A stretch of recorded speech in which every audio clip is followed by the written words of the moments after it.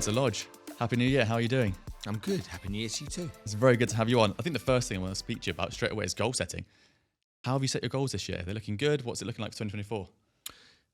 My goals are always reverse engineered. So I start off with a goal for a year. I break it down into 90-day segments, and then those 90 days I can see the finish line. And that's always important to me, to be able to see that finish line rather than it being so far ahead that maybe I could dip. And proof of that comes in the way the stock markets work. You find that at the beginning of every year, the stock markets generally tend to perform well in Q1. They slow down in Q2, totally in Q3, and then in Q4 they accelerate again. And that's because stockbrokers get bonuses at Christmas. So they start off with great intentions, then they start to wane, and then they realise in the last quarter they better get their socks pulled up and their skates on, and then they hustle again, and then the markets perform again, and a lot of that's driven by their bonuses. That's interesting. So this is a similar way that you look at your year. You're like, so I just break the year down. Instead of having that 1 year goal, it's just like break that down. Let's give myself a 90-day goal. Yeah. That's 13 weeks. Now, if I've got 90 days, what's my objective? Then break it down, and then it has to be the actions I need to take. I never measure the outcome, so I can only control the input. And there's nothing I can do about the output. The input is all I can control. So I focus on the actions I need to take every day to achieve my desired goal. I really like the way of doing that, because I think so many people overestimate what they can do in the short term and underestimate what they can do in the long term, but they only plan for the long term, don't they? So they don't then break it down and go, what could I actually have done in Q1 by the time it's Q2? And they start missing stuff around. That's a really good thing to do. I think we've done a very similar thing. I'll speak to you after. I'm sure we have. I hope we have. I wanted to start with you by talking about the unsexy side of business, because I think we speak to people on this podcast before, and lots of people in Dubai and London, about how cool it is to be an entrepreneur, how cool it is to talk about your methodologies and do videos and social media and even podcasting. But people that don't succeed are always the ones, in my opinion, that don't nail sales. And you are someone that's got a very interesting background in financial services, building incredible businesses, but you started with sales. So I want to talk to you about and ask you, what is the principle of sales that you think you learned straight away or early on that helped you stand out in your business career? It's a good question to start with, actually, but something that I think that most people in sales misunderstand. And most people, in fairness, fail in sales. Number one, they fail because they fear sales. And number two, they don't understand it's all about systems and processes. So the first thing we have to understand in sales is that, number one, not everyone's going to say yes. And we have to get over that. We're going to have people that say no. And it's not because of you personally. It could be your product, it could be your service. I mean, how arrogant would you be to think that everyone's going to buy your product and service? That's just dumb. So we have to accept that not everyone's going to say yes. Some people are going to say no. And how are we going to deal with the no's? And so this is what I was taught. I was 18 years old, and my boss said to me on the first day of the job, I want you to go and knock on 100 doors, and I want you to make 100 cold calls, and I want you to make sure that everyone says no. And I was like, I'm a kid. I don't know. I don't know. I'm in an office and these people with suits on, and I've got my first ever suit on, and so I'm just like soaking up this information. And so I got to the end of the day, made my 100 cold calls, and everyone said no. And he gave me a high five. He said, "I'll see you tomorrow." And then the next day, he said the same to me. He said, "Go and find me 100 people to say no to you." And so I got on the phone that day, and there were some people that might have said, as I got a bit better, might have said maybe, but they said no. And then the next day he said to me, right, I want you to get 99 people to say no to you today. Get me 99. You got me 100 yesterday. Just get me 99 today and get me one person to say yes to you. But I need the 99 no's. It's really important. So I got to the end of the day and I got the one yes and I got the 99 no's. Now you think that sounds a bit weird, yeah? But what he was teaching me to understand is that you need to understand that rejection is as important as acceptance. And rejection needs to be part of the day. So 99 no's to one yes, I got a win, but we were focused on the fact that those 99 no's mattered. So as you roll that out, I'm not fearing the no's. I'm looking for the no's. And so when someone says no to me, it's a win. Rather than the no is I'm wounded, oh man, that guy doesn't like me, I'm not wounded. I'm like, well, I need the no's. I've got to go get some. And so when you're pursuing no's and no's equal winning as well, you then don't fear them. And so then it went 99 to 1, then it went 98 to 2. If you think about the odds, 99 to 1 stands. 98 to 2 is 1 in 50. Then it went 96 to 4, and obviously that's 1 in 25. And slowly I was getting more and more acceptance, but still the vast majority were no's. And because the no's were there, this is where most people in sales fail, because that rejection hurts them. Whereas I knew I needed the no's to get the yes. It's so relatable, isn't it? Because I mean, when you're talking that, I'm laughing because I'm like, I have 100% been there, not learning that lesson fast enough and being like, I've spoken to one person today that I could have made a sale with and I didn't get it over the line, and that's on me. It's because I guess you put your own self-worth too close to the product when you're first starting in business, right? Maybe, and you don't want that rejection. You really, anything but rejection. You want the money because maybe you haven't got enough purpose in your business. Maybe you're not solving a big enough problem. You're just looking for that money. So sometimes people get sold on their product. Sure. They get passionate 100%. about their product. They believe it's the best thing since sliced bread. And why wouldn't everyone have my product? It's amazing. It's wonderful. It's awesome. It's fantastic. But to who? To you, and you take religion. People went out there with the scriptures of Christianity. It's like, right, everyone's going to be wanting the word of God. They're going to take this book that we've got and, God is or everything. Well, not everyone agreed. It's like, okay, you believe it, but why does everybody else have to believe it? Why does everybody else have to want to buy this book? Just because you wrote it, you've sold it to some people, but the vast majority you haven't. And you think about selling anything, whatever you do with your agency, whatever I do with my agency, most people either don't even understand it, don't have a need, don't have a desire, don't have any money to buy it in the first place. So why would we be that naive to think that all these people should be saying yes? Yeah. And then I guess most people will just ask 10 people, get 10 no's in a month, and then give up because it didn't work. And they'll go and focus on something else, like, can I put money behind paid advertisement and more people will see me, but I still won't have to convert them as easily, or I can do lead magnets. Do you think it's a distraction when people don't focus on selling and the converting part of business? If you don't make a sale, you don't make any money. So what's a business without money? It's a hobby. Exactly. So how could it be anything other than the most important thing? You have an okay product, you can still sell it. I'm not going to start doing this until my product is perfect. Well, you're an idiot. You really are. You've got an okay product, go sell it. Then keep improving the product. But don't be that naive to think that your business is going to be a success just because you've got a really amazing product. What are people going to do? Start knocking on your door when they don't know who you are and they don't know what you do and they don't know how you do it. That's kind of like 101 in business. But so many entrepreneurs start the journey, okay, and they're fearful of sales because they're fearful of rejection. They say, I'm not a salesman. Great. So do you write checks for your business? Yes. Do you have to pay salaries? Yes. Do you have to pay bills? Yes. Do you have to pay the tax man? Yes. So all of those things, some of those I'm sure you don't want to be. Well, in order to be all of those things, you need to be a salesperson too. And who should be the best salesman in any company? The boss. Definitely, yeah. You've got to tread where everyone's going to tread after you. So it's quite interesting because when you said salesperson there, it's almost seen, and we touched on this at the start actually, derogatorily, if that's a word. People don't want to be a salesperson. They don't want to be pushy. They don't want to be sleazy. But you've got to learn conviction because otherwise, like you say, if you've got a good product and you say, it's a decent product, it'll probably help you. No one's going to buy that. So you've got to, I guess my question is, how do you learn conviction? How do you balance, honesty, integrity, and I guess learn conviction in your selling techniques? It's nothing to do with that. Okay.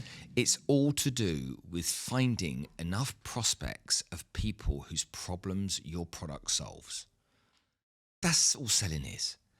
You've got to find the ecosystem of people, that community of people where your product solves their problem.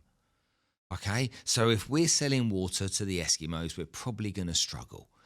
But if we meet some Bedouins in the Sahara Desert and we're selling water, we solve their problem. So you've got to be looking at how your product solves the problem and stop thinking about being a salesperson. You're a business person who's trying to solve a problem for a select group of people. You've got to find out who they are. You've got to find out how big that problem is. You've got to help them see that problem as being a bigger and bigger problem and you as the solution. The end. I love when someone makes it logical. Because I think you're right. Even when you look online, to be honest, and a lot of the media that we're taking in is online, right? Social media. And people say, this is my tip or my trick to social media, or this is how you make $1 million in a month doing whatever. And by what you just said, the logicality of it is what people are avoiding, isn't it? The magic that they're looking for is in the work they're avoiding. So I guess what's the reason for that? What's the issue with sales for people? As an entrepreneur, if you're coming up and you're not doing $1 million a year, Why are people trying to outsource selling so quickly or build a personal brand so quickly or avoid it? What's the worry? Of course, maybe there's rejection in there. It's not. You're just being an idiot. It's as simple as that. And you are being an idiot. If you and I, had golf shoes to sell, Yeah. and we went to running tracks, we'd probably face a lot of rejection. If we have golf shoes to sell and we go to golf courses, we're probably going to get more conversions. Now, there'll still be some rejection because some people say, I've got golf shoes. But then we see some people that golf shoes are falling apart, some people that might want to see some new technology that can help with their swing or whatever it might be. But why would we go to the local swimming baths to sell golf shoes? And this is what a lot of people are doing. They've got this scattergun approach, and it's just like, when you try and hit everyone that's ambivalent, you hit no one. So let's focus on the people that your product or service is relevant to, and be laser focused on building relationships with them. And you'll convert some at the beginning. And if you build great relationships with the people that you don't convert, eventually you'll convert some more. Do you want to be talking to people if you sell golf shoes at the swimming baths? No, you want to be talking to golfers. That's the truth of it. You're fascinated with golf. You love golf. You love golf shoes. You love golf shoes, what golf shoes can do. You're really into golf. So guess what? Speak to other people that are like-minded. I guess the only difference then is that the physical door has just become online and people just get distracted more because there's just more noise, isn't it? I guess that's part of the issue. Yeah, this is the problem with online, though. If you could target, as a golf shoe seller, only golfers that were the right demographic, financial demographic for your product, and you could only focus there, target them, and nobody around or near, you would. But you can't go that finite in running ads online. You can go for the 30 to 50-year-olds. You can go for the certain demographics, but you can't go target golfers only. And so that's why people have still got this scattergun approach when they're trying to generate leads online and marketing online, because they're going out to a far bigger group than actually they need to go to. You know, if you want to go to, for example, I've got a corporate wellness business, and so HR directors are really important to us. On LinkedIn, I can target HR directors, but I can't target HR directors that have got this, and this is the category. I don't need every HR director. I need a certain type. I've got to go out to all of them and hope the ones that are the right type respond. I think that's the bit that people forget. It's a numbers game, isn't it? What's the amount of leads you can get in that then create the sales calls? So going back to your first job when you started to learn that incredible lesson that your old boss, what a great thing to teach you early on. When did you think you started to shine? When did you think you started to, a period of time, or did something happen where you started to go, I've got a knack for this. Could be, I could build my career based on this, as in being good at sales and being good with people. So my skill was my downfall. So my downfall was the fact that I failed everything at school. I got 1 O-level. I couldn't go to college or university. I was basically regarded as too thick. So when I went into the workplace, I didn't have an attitude. I didn't have a level of understanding of enough stuff to be able to go, I disagree. So my boss told me what to do, and I did it. And I did exactly what he told me to do day after day after day. And he taught me a process. He said, this is what we're going to do. We're going to make 100 calls every single day. Okay, whatever you do, you must make these 100 calls. That went on for 18 months solid. Oh, okay. And then it became a way of life. If I didn't make 100 calls, I would be letting myself down. So I'd been essentially entrenched into a system, ingrained into a process. The process yielded great results. And guess what other people did? They started to make less calls. They started to have their own ideas. They started to think they knew best. I didn't. I just did what I was told by someone who was a proven deliverer of the outcome. And so then when I went on into financial services after I left the office equipment industry, when I was 23, I did that in the Far East. When I moved there, I got on the phones on my first day of the job there, and I booked in 17 meetings, and the rest of the office were like, they hadn't done that between them. And I'm like, they're like, what's your secret? And I'm like, my secret? And I was literally, what do you mean secret? They're like, how did you make 17 meetings? I was like, I picked the phone up and I called people. And it was just because, and I didn't know any different. They hadn't had the same training as me. So for them to book in 1 or 2 meetings a day was like, ta-da. But I got these 17 meetings, and I'm on the phone going, this is easy, much easier than London. Yet they're going, this is really tough. It reminds me of the film Wolf of Wall Street. Well, when he can, not in that same way, of course, but when he comes into the sort of the lower end investment or stock brokerage, and he just picks up the phone and starts selling the result, the transformation that could happen to you if you bought this stock. Whereas everyone else was like, do you want a stock? You've got $50 to spend. It's that sort of mentality where I presume, obviously there's a numbers game that you're talking about and you weren't afraid of rejection. But also, is there something to be said for selling that solution or that transformation as opposed to a service or just something that's just good for you? I think where people get wrong is that selling is a skill. If you want to be a lawyer, you go and learn to be a lawyer. If you want to be a doctor, you learn to be a doctor. If you want to run Facebook ads, you go and learn how to do it. Yeah, most people that fumble through it and learn on their own aren't quite as good as the people that have sat down with pros that have taught them. What makes us think that selling's any different? It's a skill. It's a process you have to follow. There are stages to the sales process, and you've got to learn what they are, and you've got to become good at them. For anyone to think that it's just a kind of like, I've got the gift of the gab, or I'm great communicating, it's just nonsense. It's a skill. I have to build rapport with somebody. I have to build a connection so that person wants to listen to me. I can't just talk at them. I've got to work out who they are, how they think, why they think the way they think. And then when I've got that understanding of them, I then got to go follow a process where I learn more and more about how my product can solve a problem they've got. So I want to dig into the problem, learn. All of this is a skill set that's been developed by every great professional salesperson over the years. What's happened a lot is that some salespeople got into sales because they fell into sales. And then they've gone in and it's a lot tougher than they thought it would be. You see it in the real estate industry here. I was dealing with one of the big developers the other day, and they take on 70 people a month.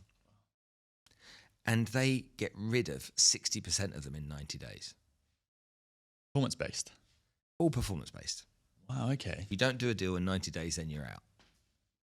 Now, I'm like, you're spending fortunes on this, which is a whole other conversation, actually. You're spending fortunes on this. Why don't we try and train these people better? Why don't we give them the skills they need? Maybe if you give them the training they need, they'll have a fighting chance of making the sale. Then you won't have to keep re-recruiting people, and then you won't have to keep spending the money on re-recruiting people.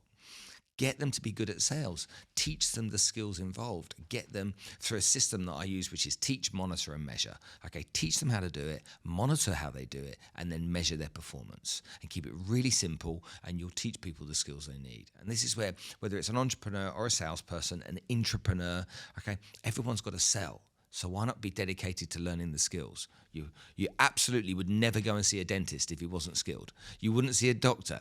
You imagine if you met a guy that had a marketing agency, digital agency. So tell me, okay, where did you learn how to do all of this? You know what? In my spare bedroom one evening. People, they're not going to give you the money. No. So to me, it's just the same. I think it's really cool because I think you're speaking very logically about, it's matter of fact. Whereas I think a lot of people listen to this will be like, this is almost new information. I've not had that confidence or that someone tell me that clearly this is what I should be doing. And maybe that's not happening, but that's what I feel like people are speaking about these days, where they're going, I built my personal brand, I built a social media, but my business isn't doing well enough. And then you speak to them and say, why? And they're not reaching out to anyone. No one's coming to them. They're sort of expecting sales to just happen. So you're logically putting in place, are you speaking to? It's a 10,000 hour rule, really, isn't it? How much effort and time are you putting into this kind of stuff? I'm really interested in then, you went to the Far East to then do some work there. When you came back, my question is, at what point did you start to be like, I can now teach other people how to do selling and motivational pieces around their businesses? Because I know you had the businesses that were running at the same time and doing incredibly well. But at what point did you say, I can start to help other people with this kind of thing? Because obviously, like you said earlier, some people are saying, how are you doing this? And to you, it was fundamentally So I learned when I went into management. That's how I learned. But the reality of the situation is, I was really triggered one day by a girl in a bar, like really triggered. I was in London, in the city, which EC3 was the postcode I used to work. Yeah. And I walked into a bar one evening with my mates, and you young people, you won't know what it was like in the olden days. We didn't have a phone in our hand, there was no phones, there was no device. They were smoking in the bar as well. And we had cash in our pocket, What's that? And maybe a checkbook on the inside of our jacket, in the olden days. And I saw this girl, and I was with two mates, someone just like you and somebody else, and we had a couple of drinks, and I saw her, and she was the most beautiful girl I've ever seen in my life. She had this dark brown bob, she had these big brown eyes, she was gorgeous, way, way out of my league. So I didn't talk to her until I had 2 or 3 or 4 more beers, and the guys went, go and talk to her. And I wandered over and introduced myself, and she said, what took you so long? I was like, what do you mean? She goes, you've been staring at me for 2.5 hours. I was like, I'm so sorry. Anyway, I asked her what she did. She had a job. She told me a bit about her family and her parents, and then she said to me, what do you do? I said, I'm in sales. And she went, oh, sales. I was like, well, what were you hoping for? She goes, I don't know, doctors, lawyers, engineers, stockbrokers, investment bankers, someone with a professional job. And I was like, right. I said, now you work for an architectural firm, don't you? She said, yeah. I said, and so I assume your company has clients. She said, yeah. I said, and I'm assuming somebody in the company has to go and get those clients. She's like, yeah. I said, and what if they didn't get the clients? She went, what do you mean? I said, well, if they didn't get the clients, there'd be no money coming through your door, and you probably wouldn't have a job. Well, that guy that goes and gets the clients is the sales guy. So you need to offer a bit more respect to the people that are bringing the money through the door to pay your salary. And she looked at me in that moment, and it was like point taken. But what it had done to me was made me realize that salespeople go through emotional highs and lows every day. They face rejection and acceptance up and down every day. A lot of them work on commission only. They've still got roofs to put over people's heads. They've still got kids to pay for. They've got cars to pay for. They've got food to put on the table. They have to do that, even though they've got all of those challenges.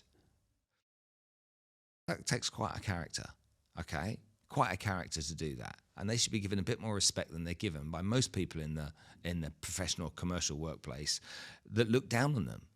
These people, if any business has no sales, there's no business. So Maureen in accounts can shut the hell up, okay, because she ain't going to get paid nothing if there's no sales. And John in engineering is going to get no budget to develop any product, okay, unless there are sales coming through the door. And so for me, it's like, wind your neck in, folks. Start realizing these people are absolutely critical and the backbone to business. You can have an average product and sales and be okay. Okay, you can have an average service and sales and be okay. But if you have no sales, you have no revenue. No revenue means no business, no job. Everyone's unemployed. So please respect the salespeople. I think it's really refreshing. I love this conversation because it's so refreshing to hear someone talk about something that, like you've touched on there, is so sort of is seen in such a strange way. Sales. I'm not going to say a bad way. It's just seen in a different way to most parts of entrepreneurship. So when you're on a stage in front of thousands of salespeople, what's the thing that you want to impart to them? What's the information or the drive or the purpose that you want to say? I want them to leave this room and be better at what they do. Is it that sort of intangible confidence side, or is it like maybe it's a mixture of both? No, never confidence, never the intangibles. It's always tangible. Okay. As you can see, I'm very matter of fact. Yeah. People need systems and processes. It's dead simple. Goes back to the beginning of the conversation around goals. We need a system and a process. So if we know what we want to achieve in the 90 days, let's break it down and work out what that is per week. Right, then we know what it is per week. Let's say it's $5,000, just for simple numbers. How many sales do I need to make for $5,000? I need to make 2 sales, right? So it's 2 clients, $2,500 each, right? Got that. Okay, how many prospects do I need for a client? I need 3 prospects for a client. So I need now 6 prospects for 2 clients. Okay, so I've got to have, start of the week, I've got to focus on 6 prospects. But how many suspects then do I need for a prospect? Let's say I need 3 suspects for a prospect. So I've got 6 prospects times 3, and I need 18 suspects. Right, 18 suspects I need. So I've got to focus on finding 18 suspects a week. Divide 18 by 5 working days. What's that? 3, 5, yes, 3, whatever it is. 4, 5's 20, yeah, 3 and a bit. So we've got to get that many prospects. And let's just break that down now. Okay, the day starts first thing in the morning, ends at dark. So I've got to find 2 suspects in the morning and 2 suspects in the evening. So I've got 2 hours to find a suspect. Okay. If I said to you, sit down with me right now, let's go find a suspect, which is essentially a piece of data, okay, that we can turn into a prospect. Go and find 2 of those in the next 4 hours. You go, here's your laptop. I'll sit with my phone on my laptop. You telling me we can't find that? Yeah. That's ridiculous. You know, when I worked in sales, referrals for me were everything. And so in the business I worked in, people, referrals. We forget referrals. They're so much better than cold leads. Okay, great, referrals. What's your process? Now, for me, I needed to get 45 referrals a week, which meant I would see 15 prospects a week. And I would convert 1 in 3 of those, so I'd have 5 deals. That's what I needed to do.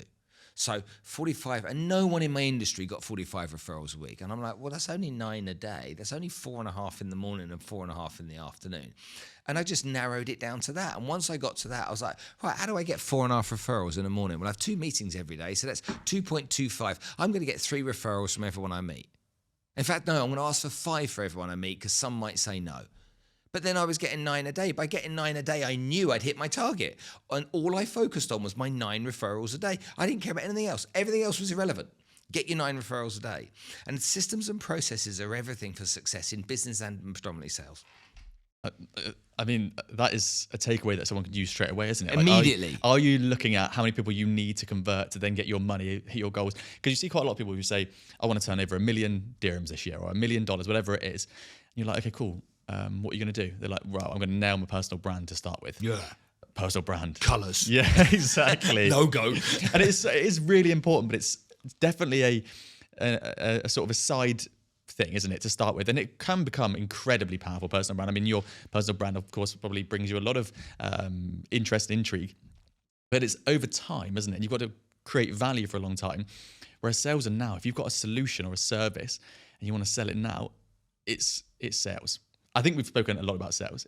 I think it's really, really interesting. I love it. I think I'm definitely going to listen back to it. What I wanted to ask you next is... Are you a good salesman? I'm getting better. I'm okay at sales. I don't mind sales. I think for me, it's like I like to be out and about. So the idea of having to go and speak to people or find them online is fine. And then having to get them on a call, I love. But it's that bit in the start, isn't it? Where you're like, I need to go and get some people online, especially when we're first... You mean the work? Oh, exactly. That's what I was saying, right? The magic that you're looking for is in the work that you're avoiding. That's the thing I always tell myself, because if you want to grow a business, you've got to get more leads in the door. I know that. And everyone that we work with knows that. So do the work. And then you start to get people coming in from your personal brand or from ads or whatever. And you're like, oh, maybe I can stop doing outreach or however you want to start getting prospects. And it's like, if you stop doing that, what are you allowing to happen? You're almost allowing a decrease in the business. And I think people listening to this will resonate and be like, I should probably just swallow the pill and just crack on with. Well, half more of the sales. audience will sit down and they'll use a word, and that word will be but. Okay. So they'll use that word. So there'll be people listening to it going, penny drop, yeah? And there'll be other people going, yeah, but it's different in my industry. Oh, it's different in it. It's different for me. It's different. Yeah, but. And it's just bullshit. But they will be using the but. So for the people that are consuming this content right now that are about to use the but, don't. It's going to stop you. It's the wall that you're putting up in front of your success. Don't. There are no excuses. There are no reasons you can use to justify why your business isn't where you want it to be. All right? It's on you. You are fully responsible. You have to make it work. And if you're not prepared to do some of the things you need to do, then you will lose. And that is on you. Finish. The end. Period. It's done. So own that. And when you do own that, a big weight comes off your shoulder. Because that acceptance means you have to do something about it. And when you own it, then you can start there. That actually works really well with what I would say next, which is around belief. Because lots of people we work with or know or have, communicate with, when you start to look at what they're doing in their offer and their service, they might be incredible at something, but they don't charge enough, and therefore it's not really a business, it's more of a hobby. And you want to package it up and create that offer and solution that is then allowed in the market to be positioned in a way that makes them more money and is more fair and maybe stands out a bit better. And people always say, but. They always go, yeah, but I don't know if it's that good. I don't know if I can actually change someone's life this quickly. So how much do you think, and I'm talking really about business in general here now, or entrepreneurship, or people that you're in contact with, how big do you think, or how important is self-belief, and how do we get or build that self-belief? Believing in yourself is critical, but that only comes from knowing what you're doing is the right thing for people. If you're solving people's problems, like you're genuinely trying to solve somebody's problem, okay? You're a doctor. I come and see you, and I've got a dodgy knee, okay? And you help fix my knee. You feel good, and I feel good because you're doing the right thing, and I'm getting the result I need, okay? Do I recommend you to everybody else I ever speak to about knee issues? For sure. Okay. And I've done that. I had spinal surgery. My doctor, Dan in London, Dan knows all my friends. Okay. He solved a problem. In business, people have problems. Belief comes from delivering an outcome for people, not just trying to flog something to someone so that you can make a fast buck. You know, I take the digital marketing agencies in Dubai. That's the modern day version of double glazing sales. It really is. These agencies in Dubai are promising the world, and they're delivering an atlas because they can't do all the things they say they can do. Solve my problem. Then you will have incredible belief and incredible confidence that you can deliver something. If you're just trying to sell something, you'll struggle with the belief. I think belief is also around the purpose of the business. So people that go into business just looking for money and they forget about purpose, I think that's become something that... No, I don't. I think there's a lot of talk on a lot on podcasts where people say, you know, money doesn't matter, or you shouldn't be driven by making money. You know, some of the wealthiest people I know are focused solely on money, and that's for them.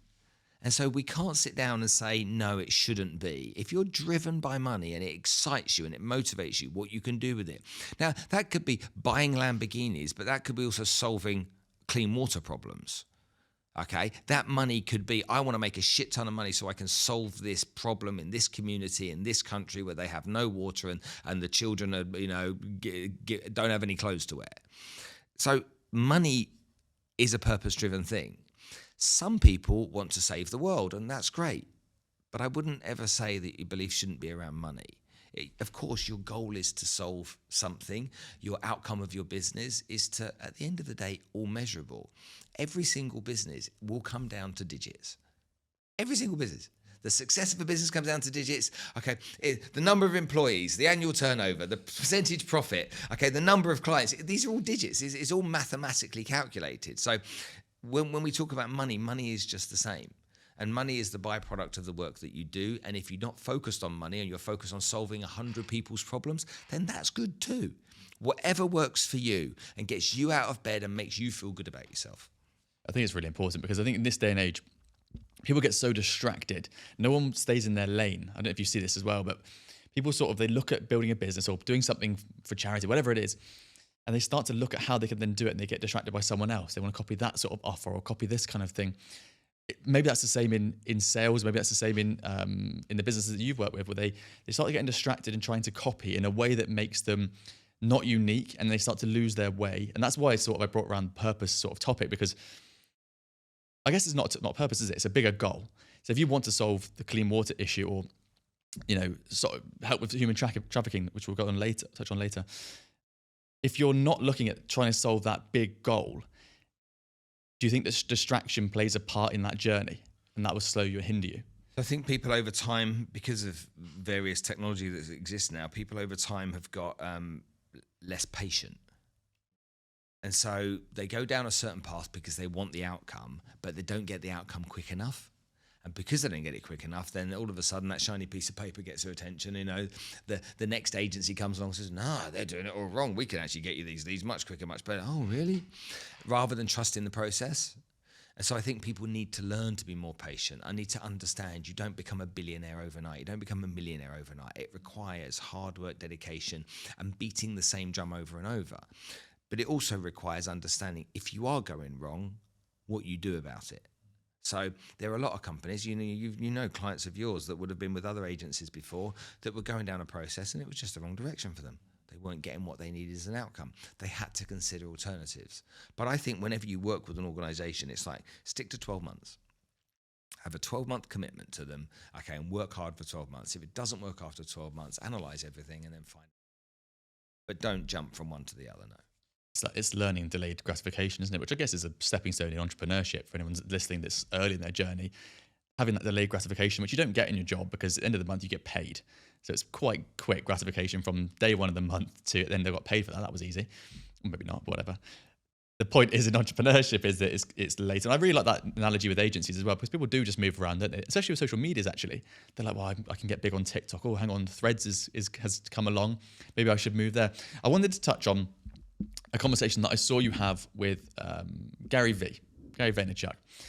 And in that conversation, you touched on when you sold or were in the process of selling your first business, you lost a little bit of drive.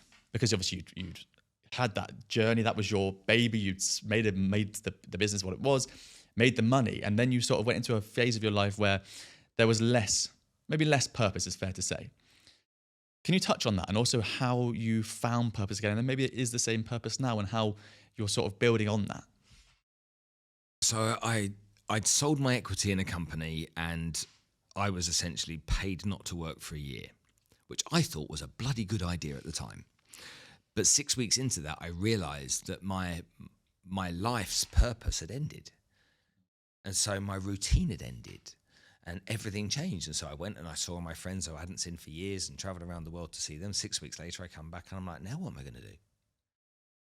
And when you don't know what you're going to do, it made me feel like what it must be like to retire. Like, well, what do I do today? I've now got the carriage clock or the gold watch. They've said goodbye to me. They've given me this check. I've got this pension. Now what do I do? How am I going to fill my time? And that, I'm not a golfer, so I can't fill my time with golf. But I had that period of time of not knowing what to do in my life.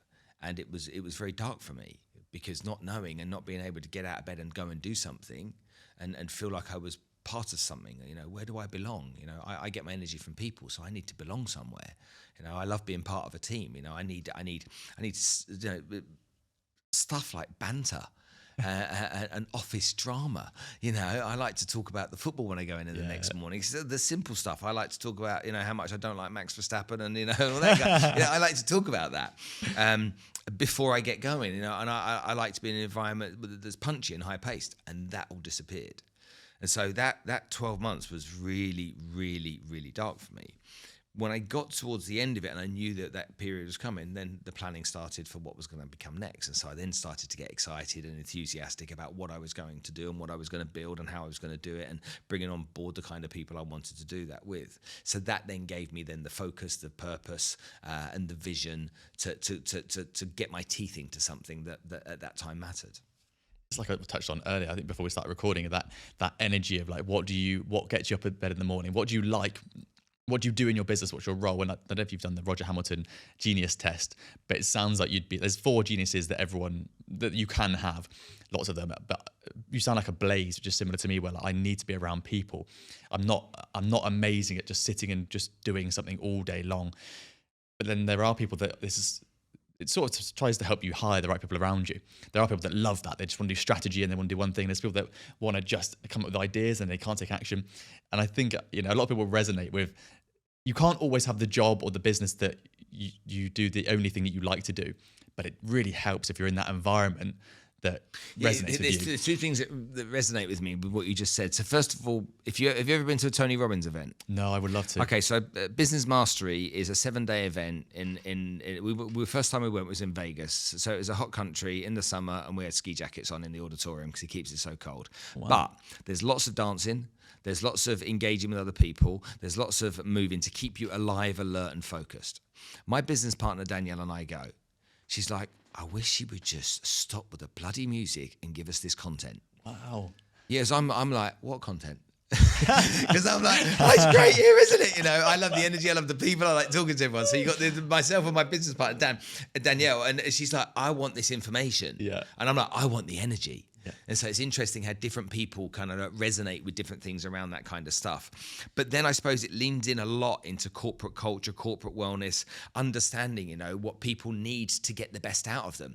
You just said I need to be around people. So if I'm in a company where I feel I belong, I'm in a company where they know that they're going to get the best out of me by making sure the environment's right for me. And then there's lots of activities that are involved, the paddle tennis and the 5-a-side football or whatever it may be, the once a month going and doing a team building event and being able to have fun and laugh and some music in the office. If they know that's going to work for me, then that's the company's responsibility to do that if they want to get the best out of me. Yeah. And that's different between being an extrovert and introvert as well. I would argue it's not about if you just want to be out there and be loud. It's very much what makes you tick inside. So when you work with companies and you're looking at their strategy, is that something you would talk about in sort of the well-being space and the well-being culture of a business? Absolutely. Okay. It's critical that companies spend too much time understanding numbers, okay, and not enough time understanding people.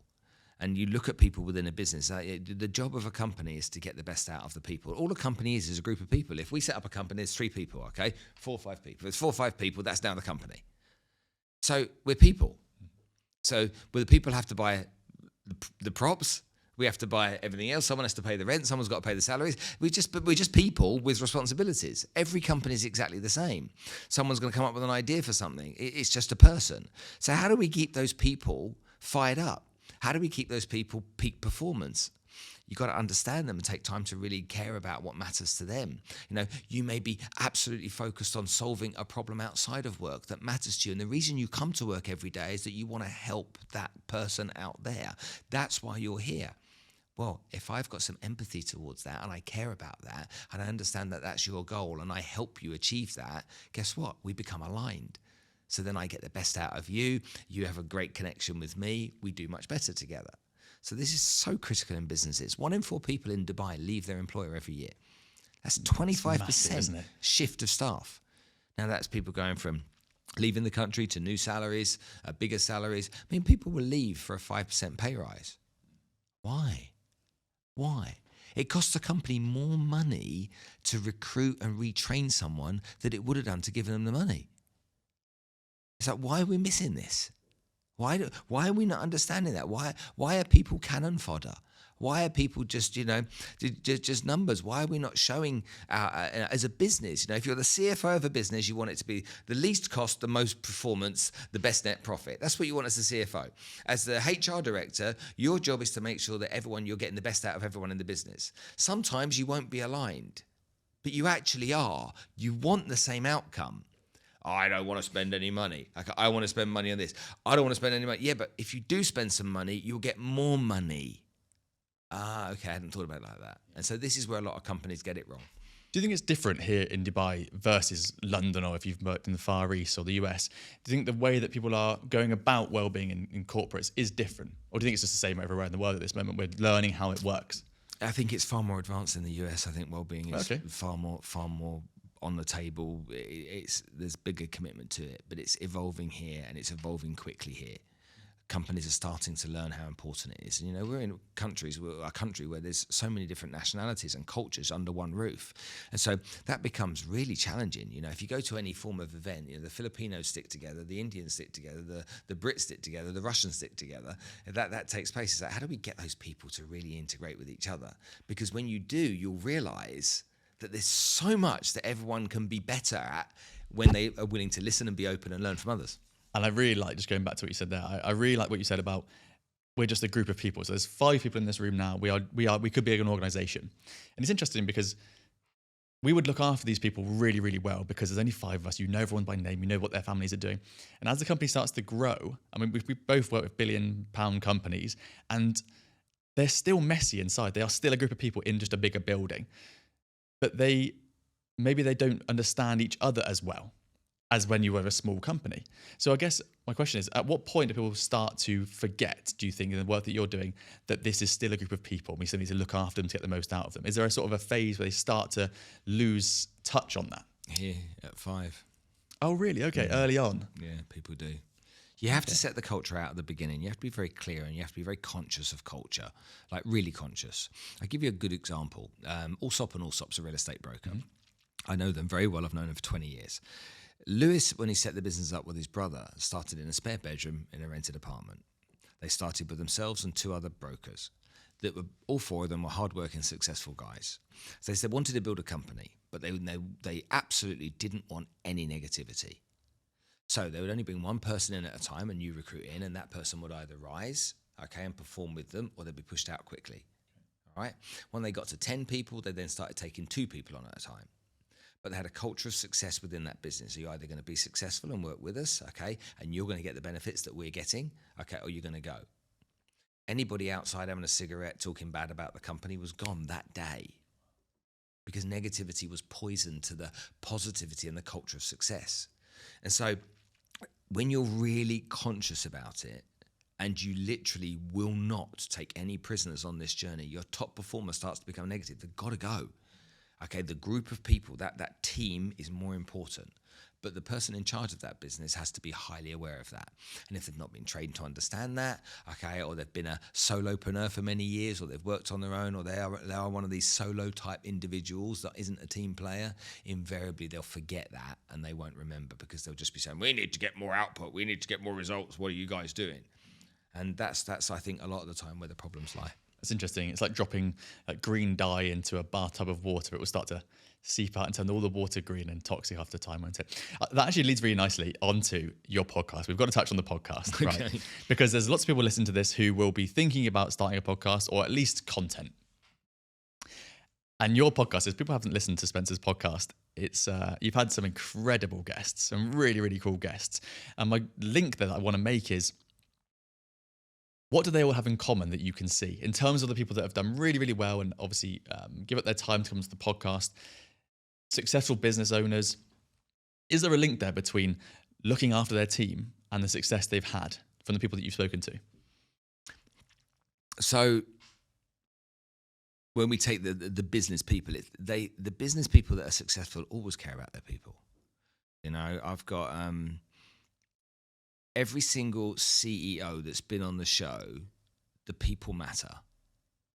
Like, and that's an easy thing to say, but they do matter, and they emphasize that when I'm with them.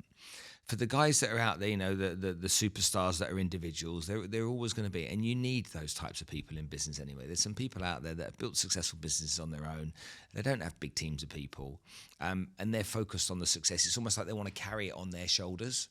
Whereas the guys that build scalable businesses realize that that's never going to be possible. And so they understand they've got to bring those people in that really are valuable to the business and care about them, so that they can share some of that weight, okay, and help that business grow. I think it's really interesting, and the podcast is equally as interesting. Thank so you. For people that haven't started a podcast, maybe they haven't started putting any content out for their business, and they're thinking in 2024 that they're going to start building out or getting some more visibility online, what were the steps that you took to start and grow your podcast? And I know that you didn't want to do the podcast, right? It was something that someone told you it was a good thing to do, and it's grown exponentially.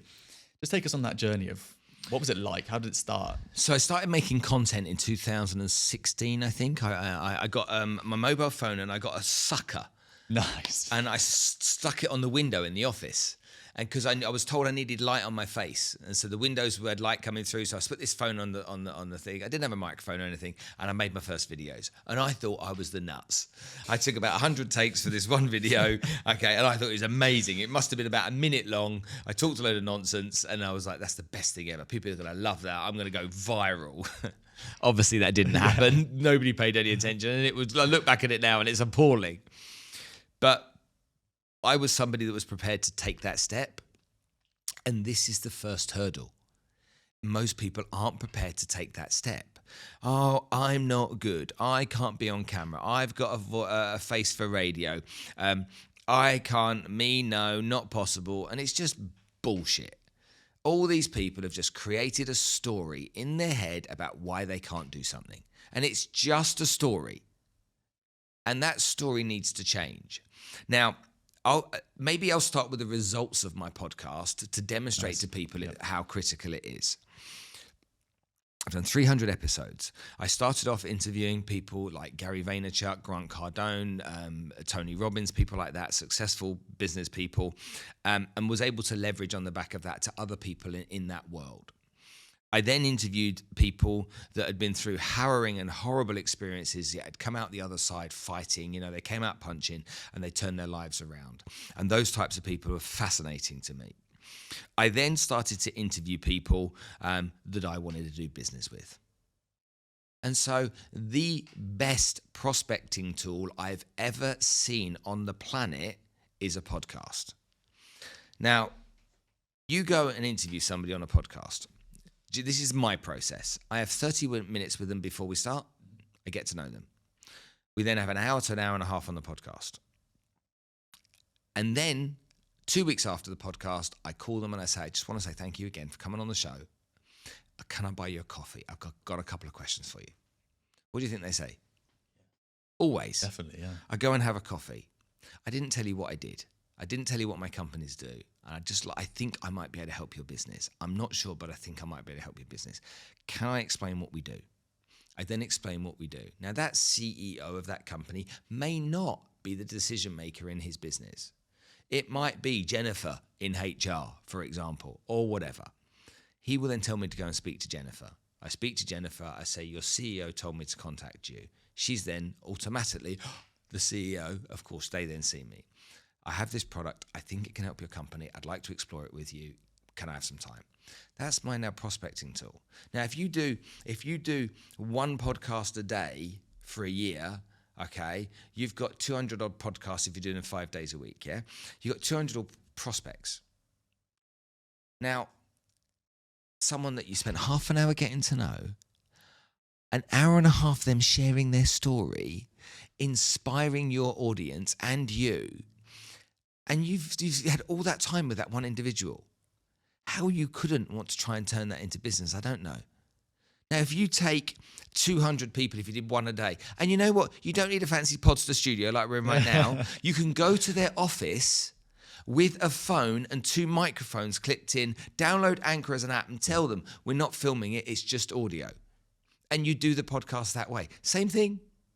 The cost is so small to get that going. Now, of course, as time goes by, you may want to get it better and improve it, and better microphones and cameras and studios and stuff like that. But at first, you don't need any money. You just need the will to invite people onto the podcast. Now, you can say, but I haven't got anyone on the podcast. Where do I start? Go and interview 10 no-names. Go and interview 10 colleagues. Go and interview 10 friends. Doesn't matter. Get it going. Get some up and running. That podcast that you start, if you persevere, you have systems and processes, okay? You can outsource everything. You don't have to do anything apart from the interview. In fact, you can even go online now and get 10 interview questions that you might want to ask about. It's so easy. But then you get that chance to bond with that person for an hour and a half. They're grateful because you've shared their story, okay? You've not tried to sell them anything, so you've had a nice session. 2 weeks later, they know exactly who you are. And that's why I think it's so critical. And so when I got into podcasting, I didn't need it for prospecting. I was trying to build my personal brand. That's why I did it. What I learned along the way is that building a personal brand on podcasts, you have to have a voice too. If you're just going to sit and interview people and let them talk, then all you're doing is creating content for somebody else. So there has to be a two-way street. And that's why I asked you a question 10 minutes ago. You need to talk. Okay, I want to hear your view. This needs to be me and you having a chat like Joe Rogan and Elon Musk. Okay? We've got 2 guys that are having a conversation, not somebody doing a Q&A. That said, if you're willing, which most people aren't, most people are full of excuses, full of stories as to why they shouldn't, couldn't, wouldn't, can't, and they're full of yeah buts. Okay, but if you were willing, this is enormously rewarding. It's a lot of fun, okay, and it's great for business. And I think those 3 things on their own are enough, okay, to justify why we need podcasts. But let's just go to a bit more data. 5 million podcasts out there. Less than 1% have done more than 20 episodes because people give up quickly, and it comes back down to the same thing we said earlier. You need to be patient. You need to go into that and commit to it for at least a year. Do 1 episode a week. You don't have to film 1 a week. You can film 4 a month on 1 day. Okay, you can do 4 in a day. There you go. 1 Sunday a month. There's your podcast. Give it to an editor on Fiverr.com. They can edit it all up for you. Go and use your AI, whatever it may be. Post it out on your social. I don't know how to post on socials. Get someone on Fiverr to do it for you. They'll charge you 50 quid. It can all be done. But if you do that for a year, that means you've got 50 people you've interviewed. You will convert from those 50, maybe 10 of them into being your type of client. And it's also not too late, is it? Like there's a lot too of late podcasts for what? For podcasting. Some people say podcasting is too late now. Everyone's got a podcast, but I think there's so much opportunity. Everyone's got everything these days. I think if you see something as saturated, and that's a bad thing, I think you're just missing opportunity. I think there's so much. Nothing's saturated. You don't think? Nothing. Podcasts aren't saturated. You know when you hear people say, "I can't start one now. Everyone's got one." You must hear that. But they don't. No, that is very true. Everyone just thinks they do because they're good at promoting them. 7.5 billion people, and there's 5 million podcasts. 7.5 billion with a B, and there's 5 million podcasts. We aren't even looking at the surface, let alone even scratching it. And yet you take the 5 million podcasts, and 99% of them have never done more than 20 episodes. Really? Exactly. Just in the last few minutes, I'd love to talk a little bit about, you mentioned there how your podcast changed from having really big business guys like Grant Cardone and, these kind of people. You then started to talk to people that you wanted to potentially be prospects, but actually the thing that really drove you was talking to people that had incredible stories of resilience and of, going through tough times, but things that most of us can't imagine. And I know in 2023 you did a lot of work on shedding light or shining light on human trafficking. I'd love to just hear a bit about the work that you've done there and how it's developing. So we made a documentary that comes out next month, and that documentary came from the podcast. So I interviewed a guy called Leon Logothetis, who has a TV show on Netflix called The Kindness Diaries.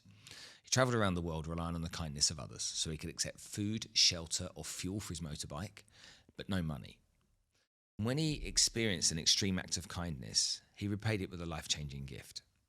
It's a beautiful TV show. There's 2 series. It's beautiful. Get some tissues and watch it. You'll cry your face off because of how beautiful it is.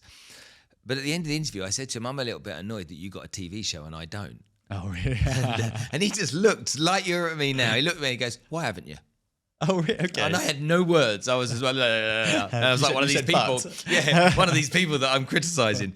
I had no words. He said, if you want some help, I'll help you. He said, I'll give you an hour of my time every week for the next 6 weeks.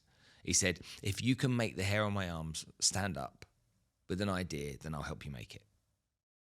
And so the first session, 1 hour, we just brainstormed some stuff. Second session, come up with this more about human trafficking because I cared about that. I'd learned a lot about it. Third session, there was a director. Fourth session, there was DOP. Fifth session, there was producer. And they were all on this Zoom. And it was like, holy moly, this is happening. And they said, right, you're going into a very dangerous world. Okay, it's like more dangerous than you can possibly imagine. You will get death threats. Your family may get death threats. This is dangerous, seriously. So if you want to go down this path, we're with you because of how important it is, but bear that in mind. And then we started the journey of making this TV show, and we follow 3 female heroes that have gone on to do incredible work, saving communities from human trafficking and child slave labor.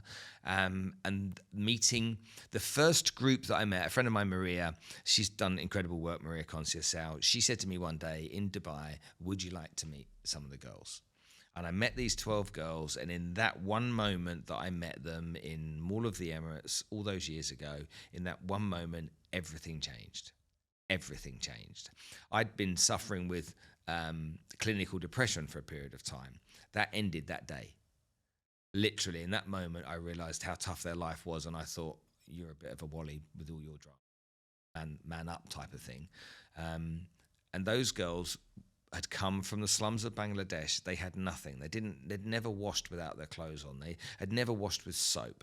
They didn't know anything. And I had a chance to make a difference. And the feeling that it gave me of trying to make a difference to those 12 girls who they're my family now anyway, all these years later. My opportunity to change the lives of those kids that in a little way that I did gave me the greatest joy I'd ever experienced. There was nothing that had ever come close to the high that they gave me.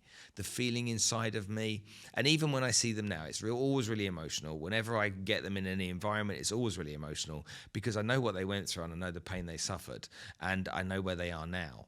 And so once that happened that very day, and that story's been told 100 times, but once that happened that day, things changed for me. And it was like, why am I focusing just on being successful in business? I need to focus on other things.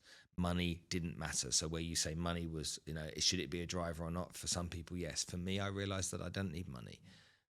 These people say to me, what can I help the girls with? I'm like, love. Give them love. I said, give them an hour of your time once a month. I said, let them tell you their stories. Tell them your stories. Have lunch with them. Okay, have supper with them. Go for a walk with them. Okay, they just need to be loved.